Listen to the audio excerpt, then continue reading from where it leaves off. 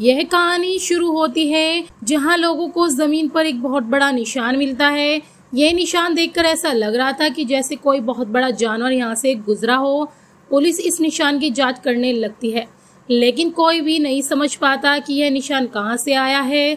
तभी वहाँ ईथन नाम का एक रिपोर्टर आता है जो इस रहस्य का पता लगाना चाहता था, लेकिन पुलिस उसे वहाँ से जाने को कह देती है। जब ईथन वहाँ से जा रहा था तो उसकी नज़र मिट्टी में दबी हुई एक ऐसी चीज़ पर पड़ती है जो किसी सांप की खाल जैसी थी। इसे देखकर ईथन को अपने बचपन की एक घटना याद आ जाती है। तभी उसके गले से लटक रहा पुराना लॉकेट भी अजीब सा महसूस होने लगता है। इसके साथ ही कहानी 15 साल पीछे चली जाती है। 15 साल पहले जब ईथन छोटा सा था तो वह अपने पिता के साथ एक पुरानी चीज़ों की दुकान में आता है, जहां उसके पिता एक पुरानी तलवार बेचने आए थे। दुकान में घूमते ही ईथन को एक बक्सा मिलता है जो उसके पास जाते ही खुद ब खुद खुल जाता है। उस बक्से के अंदर से एक सांप की खाल जैसी चीज़ निकलकर ईथन के अंदर समा जाती है। यह देखकर दुकान का मालिक जैक हैरान रह जाता है। जैक तुरंत ईथन के पिता के सामने दिल का दौरा पड़ने का नाटक करता है और उन्हें पास की दुकान से दवाई लाने को कहता है ताकि वह ईथन से अकेले में बात कर सके। ईथन के पिता के जाते ही जैक उसे एक पुरानी कहानी सुनाता है। यह कहानी है इमोगा नाम की एक विशाल सांपों की, जिन्हें हर 500 साल में ड्रैगन बनने का मौका मिलता है, लेकिन सिर्फ तभी जब उन्होंने सिर्फ अच्छे काम किए हो। ऐसा करने के लिए उन्हें जुहिजू नाम की एक विशेष ऊर्जा की ज़रूरत होती है जो उस समय एक लड़की के अंदर मौजूद होती है। लेकिन हर कहानी की तरह इसमें भी एक विलन था जिसका नाम था बुराकी। वह हमेशा से उस जुहिजू को चुराने की कोशिश करता आया है। जैक बताता है कि इस बार उस ऊर्जा को कोरिया भेजा गया है, जहां उसकी रक्षा के लिए एक योद्धा हरम अपने गुरु बुचान के साथ हमेशा तैयार रहता है। पिछली जिंदगी की कहानी। 500 साल पहले कोरिया में एक राजा के घर नरीन नाम की एक लड़की पैदा होती है जिसके कंधे पर ड्रैगन का निशान था। गुरु बुचान ने राजा को बताया था कि जब नरीन 20 साल की होगी तब उसके अंदर वह आध्यात्मिक ऊर्जा जाग जाएगी। नरीन की रक्षा के लिए बुचान ने अपने एक छात्र हरम को उसके साथ रहने के लिए कहा। साथ रहते रहते नरन और हरम को एक दूसरे से प्यार हो जाता है। कुछ दिनों बाद बुचान हरम को सच्चाई बताता है। वह उसे समुद्र के किनारे एक ऐसे ड्रैगन को दिखाता है जो आध्यात्मिक ड्रैगन बनने वाला था। तभी वह हरम को एक दिव्य लॉकेट देता है। यह वही लॉकेट था जो कहानी की शुरुआत में ईथन के पास था। उसी समय जुहुजा को हासिल करने के लिए बुराकी अपनी सेना के साथ शहर पर हमला कर देता है। वह लोग नरीन को ढूंढने के लिए बहुत से लोगों को मार देते हैं। जब वे नरीन को पकड़ लेते हैं तो उसके पिता को उसकी आंखों के सामने मार दिया जाता है। तब बुचान अपने जादू से नरीन को बचाता है और हरम के साथ भेज देता है। हरम नरीन को लेकर भागता है और एक गुफा में छिप जाता है, जहां वे नरीन को उसकी असली सच्चाई से अवगत कराता है। कुछ देर बाद बुचान भी जान बचाकर उस गुफा के पास आ जाता है। देखता है कि हरम का लॉकेट रास्ते में ही पड़ा हुआ था। नरीन को बचाने की कोशिश में खुद भी जख्मी हो गया था। तभी बुराकी वापस उनके पीछे आता है। तब तक हरम नरीन के साथ भागते हुए एक चट्टान पर पहुंच गया था। बुराकी से बचने के लिए उन दोनों ने समुद्र में कूदकर अपनी जान दे दी ताकि वे आध्यात्मिक ऊर्जा बुराकी के हाथ ना लग सके। जैक ईथन को बताता है कि वह खुद बुचान का पुनर्जन्म है और ईथन हरम है जिसे अपनी गलती सुधारने का दूसरा मौका मिला है। जैक उसे सारा नाम की एक लड़की को ढूंढने के लिए कहता है जिसके कंधे पर ड्रैगन का वही निशान होगा वर्तमान में। यह सब याद आने के बाद ईथन तुरंत अपने दोस्त ब्रूस के पास जाता है और उसे सारा को ढूंढने में मदद करने को कहता है। ब्रूस कहता है कि सिर्फ नाम से उसे ढूंढना मुश्किल है क्योंकि लॉस एंजलिस में सारा नाम की हजारों लड़कियां होंगी। दूसरी ओर सारा भी जमीन पर बने उस विशाल निशान की खबर टीवी पर देख रही थी। यह देखकर उसे अजीब सी घबराहट होने लगती है और वह तुरंत अपनी दोस्त को अलविदा कहे बिना घर से चली जाती है। घर जाकर वे पुरानी किताबें देखती है जिनमें कई सौ साल पुरानी भविष्यवाणियां लिखी हुई थी।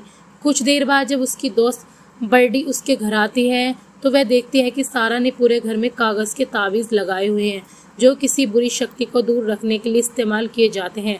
बर्डी उसे समझाती है कि यह सिर्फ उसका वहम है, लेकिन सारा का डर बढ़ता जा रहा था। उसी रात सारा का डर सच साबित हो जाता है क्योंकि बरा के नाम का सांप लॉस एंजलिस में आ गया था और सब कुछ तबाह कर रहा था। उसने एक चिड़ियाघर में एक हाथी को भी मार दिया था। उसी रात सारा को बुरे सपने आते हैं और उसके कंधे पर दर्द होने लगता है। दर्द से परेशान होकर वह एम्बुलेंस बुलाती है। जब बर्डी को पता चलता है कि सारा अस्पताल में है तो वह उससे मिलने जाती है। लेकिन रिसेप्शनिस्ट उसे मिलने नहीं देती। तब वह सारा के कुछ कपड़े लेने उसके घर जाती है। वहाँ उसका बॉयफ्रेंड भी आ जाता है। वे दोनों आपस में बात कर ही रहे थे कि तभी जमीन हिलने लगती है। बाहर आने पर वे देखते हैं कि सामने बुराकी आ रहा था। डर के मारे बर्डी चीखते हुए वहां से भागने की कोशिश करती है, लेकिन बुराकी उसे पकड़कर पुल में फेंक देता है और उसकी वहीं मौत हो जाती है। अगली सुबह ईथन को खबर मिलती है कि एक लड़की की विशाल सांप के हमले से मौत हो गई। यह सुनकर ईथन का दिल दहल जाता है, क्योंकि यह पता सारा के घर का था। उसे लगा कि वह लड़की सारा ही होगी, लेकिन जब ईथन घटना स्थल पर जाकर उस लड़की का शव देखता है तो उसे पता चलता है कि वे सारा नहीं है। सारा की पड़ोसी उसे बताते हैं कि हमले से पहले ही सारा को अस्पताल ले जाया गया था। यह सुनकर ईथन बिना समय गवाए तुरंत अस्पताल की ओर भागता है, लेकिन वहां से उसे रोक दिया जाता है। नर्स उसे बताती है कि सारा को अलग रखा गया है क्योंकि उसके कंधे पर एक जख्म है। सारा से न मिलने पाने की वजह से ईथन परेशान हो जाता है और अंदर जाने का कोई दूसरा रास्ता ढूंढने लगता है। वहां घूमते ही उसकी मुलाकात एक ऐसे डॉक्टर से होती है जो ईथन की रिपोर्टिंग का बहुत बड़ा प्रशासक था। वह डॉक्टर चुपके से ईथन को सारा के कमरे में ले जाता है। कमरे में जाकर ईथन देखता है कि सारा चुपचाप बिस्तर पर बैठी है। ईथन उसे बताता है कि उसका डर सही है और यह जगह अब सुरक्षित नहीं है, क्योंकि बुराकी अस्पताल तक पहुंच गया है। उन्हें तुरंत यहाँ से निकलना पड़ेगा। तभी वह डॉक्टर भागकर उनके पास आता है और उन्हें तुरंत बाहर निकलने को कहता है। ईथन और सारा डॉक्टर की बात मानकर बाहर निकलने लगते हैं। तभी पता चलता है कि वह डॉक्टर कोई और नहीं बल्कि जैक था, जो बचपन में ईथन से मिला था और तब से ही उन दोनों की रक्षा कर रहा था। ईथन और सारा जल्दी से भागकर ब्रूस की गाड़ी में बैठ जाते हैं।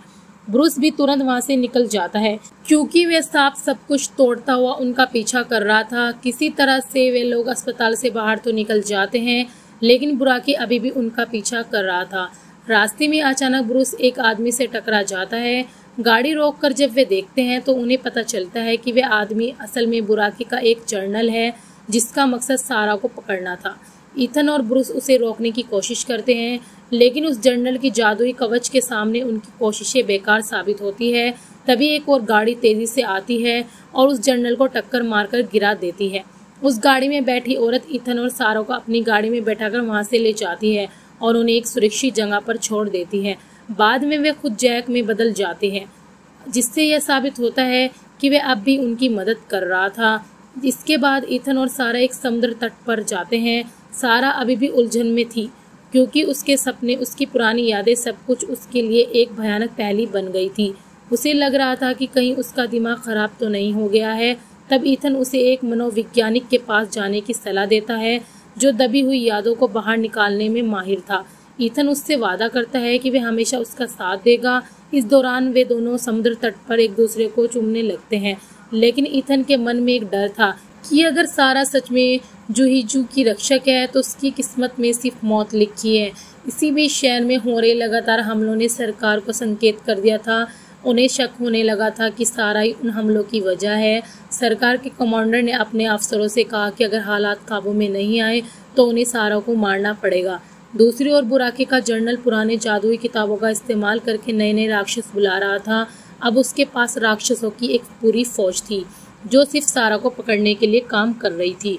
तब तक सरकार ने भी अपनी विशेष बलों को बुराकी को खत्म करने के लिए उसकी गुफा तक भेज दिया था। लेकिन जैसे ही उस विशाल जानवर ने अपना असली रूप दिखाया तो सभी सैनिक डर के मारे वहां से भागने लगे।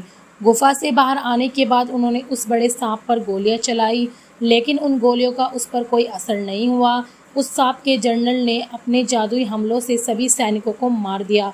इधर मनोवैज्ञानिक सारा के दिमाग से उसकी पुरानी यादें बाहर निकालने लगते हैं।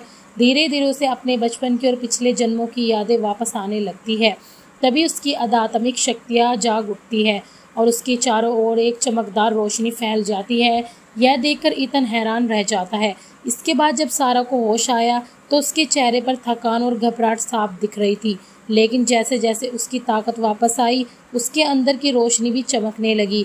मगर उसकी रोशनी ने सिर्फ उसकी यादों को ही नहीं बल्कि बुराकी को भी जगा दिया था। बुराकी ने इस रोशनी से ठिकाना भी ढूंढ लिया था और अब उनके पास भागने के अलावा कोई रास्ता नहीं था। ईथन और सारा तुरंत उस घर से बाहर निकलकर भागने लगे और एक गाड़ी से दूर जाने की कोशिश करने लगे, लेकिन बुराकी पूरे गुस्से में उनका पीछा कर रहा था और सड़क के किस्से को तोड़ता चला जा रहा था। किस्मत से वे लोग एक रिहायशी इलाके में आकर बच गए। वहां ईथन ने ब्रूस को फोन करके एक हेलीकॉप्टर का इंतजाम करने को कहा, क्योंकि जमीन पर रहना अब उनके लिए सुरक्षित नहीं था। कुछ देर बाद उनकी मुलाकात एक रास्ते में ब्रूस से होती है। ब्रूस उन्हें कुछ जरूरी सामान देता है और बताता है कि हेलीकॉप्टर उनकी खबरों वाली बिल्डिंग की छत पर उनका इंतजार कर रहा है। लेकिन बुराकी अब भी उनका पीछा नहीं छोड़ रहा था। उसने उस पूरी बिल्डिंग पर हमला कर दिया जहां वे दोनों बैठे हुए थे। वे सब कुछ तोड़ता हुआ उन तक पहुंचने लगा। यह देखकर ईथन और सारा फिर से वहां से भागने लगे। तभी वहां पुलिस आ जाती है, जो उस सांप पर गोलियां चलाकर उसका ध्यान अपनी तरफ कर लेती है। इससे ईथन और सारा को खबरों वाली बिल्डिंग तक जाने का थोड़ा और समय मिल जाता है, लेकिन वह सांप शहर को तबाह करते हुए अब भी उनका पीछा कर रहा था। लोग डरकर अपनी जान बचाने के लिए इधर उधर भाग रहे थे। गाड़ियां हवा में उड़ रही थी और हर तरफ आग लगी हुई थी, लेकिन फिर भी किसी तरह ईथन और सारा अपनी जान बचाते हुए बिल्डिंग की छत पर पहुंच जाते हैं, जहां एक हेलीकॉप्टर उनका इंतजार कर रहा था। जैसे ही हेलीकॉप्टर उड़ान भरने लगता है, बुराकी वहां पहुंचकर उसे अपने दांतों से पकड़ लेता है। इस वजह से ईथन और सारा को हेलीकॉप्टर से नीचे कूदना पड़ा। उनके निकलते ही हेलीकॉप्टर नीचे गिरकर टूट जाता है। आसमान में काले बादल छाने लगे, क्योंकि बुराकी ने अपनी जीत की खुशी में एक तेज दहाड़ मारी थी। वह सारा को निगलने ही वाला था कि तभी अमेरिकी सेना वहां पहुंच जाती है। उन्होंने हवाई जहाज और टैंक से बुराकी के ऊपर मिसाइलों की बारिश कर दी। इससे बुराकी गुस्से में दहाड़ता हुआ उनके जहाजों को तोड़ता है, लेकिन सेना के जोरदार हमले से वह जमीन पर गिर जाता है। इसी दौरान राक्षस फौज शहर में घुसकर इंसानी सेना पर आग के गोलों से हमला करने लगती है। एक एक करके हेलीकॉप्टर गिरने लगते हैं। पूरा शहर एक जंग का मैदान बन चुका था। इसी बीच ईथन और सारा उस बिल्डिंग से बचकर बाहर आ जाते हैं। बाहर आने पर उन्हें कुछ सरकारी एजेंट मिलते हैं, जो उनसे कहते हैं कि वे उनकी मदद करने आए हैं। उन्हें एक अंडरग्राउंड सुविधा में ले जाया जाता है। वहां पहुंचने पर एक वरिष्ठ अधिकारी ईथन को बताता है कि वह एक प्राचीन भविष्यवाणी के बारे में जानता है और उनका इरादा सारा को मार देने का था, ताकि यह सब खत्म हो जाए। लेकिन तभी दूसरा एजेंट अपने साथी को गोली मार देता है और ईथन और सारा को भागने का मौका देता है। वहीं उन्हें चाबी देते हुए कहता है कि सारा को जिंदा रखना होगा, क्योंकि दुनिया का भविष्य अब उसके हाथों में है। इसके बाद ईथन और सारा मैक्सिको की सीमा की तरफ जाने लगते हैं। रास्ते में सारा ईथन से कहती है कि वे जहां भी जाएगी बुराकी उसे ढूंढ ही लेगा। वे दोनों यह सब बातें कर ही रहे थे कि तभी कुछ ड्रैगन उनकी गाड़ी पर आग के गोलों से हमला कर देते हैं, जिससे उनकी गाड़ी पलट जाती है। गाड़ी पलटने से ईथन बेहोश हो जाता है। थोड़ी देर बाद जब उसे होश आता है तो वह देखता है कि वह एक खंबे से बंधा हुआ था और चारों ओर बुराकी की खूंखार सेना खड़ी थी। इसके बाद सारा को एक मंच पर ले जाकर बुराकी के लिए बलि चढ़ाने के लिए एक पत्थर के मेज पर बांध दिया जाता है। बुराकी के सैनिक जोर जोर से उसके नाम के नारे लगाने लगते हैं। तभी एक बहुत बड़ा दरवाजा खुलता है, जिसके अंदर से बुराकी बाहर निकल आता है। उसे देखकर सारा डर के मारे चिल्लाने लगती है। खंबे से बंधा होने की वजह से ईथन भी कुछ नहीं कर पाता और वह भी बस जोर जोर से चिल्लाने लगता है। लेकिन उसके चिल्लाते ही उसके गले में पहने लॉकेट से बिजली की तरफ तेज रोशनी आने लगती है और आसमान से एक चमकती हुई बिजली जमीन पर गिरती है, जिससे पूरी राक्षसी सेना को राख में बदल दिया जाता है। थोड़ी देर बाद बुराकी दोबारा उठकर गुस्से में ईथन को एक तरफ फेंक देता है और वापस सारा की तरफ बढ़ने लगता है। लेकिन तभी वहाँ एक दूसरा सांप इमोगी आ जाता है। वह आते ही बुराकी को जोर से पटकता हुआ दूर फेंक देता है। इसके बाद उन दोनों के बीच एक खतरनाक लड़ाई शुरू हो जाती है। लेकिन उस लड़ाई के दौरान बुराकी इमोगी के गले पर काट लेता है। यह देखकर सारा समझ जाती है कि उसे दुनिया को बुराकी से बचाने के लिए खुद का बलिदान देना होगा। तब वह अपने अंदर से जुहुजू को बाहर निकाल कर आसमान में छोड़ देती है और जैसे ही बुराकी जुहुजू की तरफ बढ़ता है, तभी सारा उसे इमोगी की तरफ फेंक देती है, जिसे वह निकल जाता है। जुहुजू को निकलने के बाद तुरंत इमोगी का रूप बदलने लगता है और वह अपनी पुरानी खाल उतारते हुए एक अधातमिक ड्रैगन में बदल जाता है।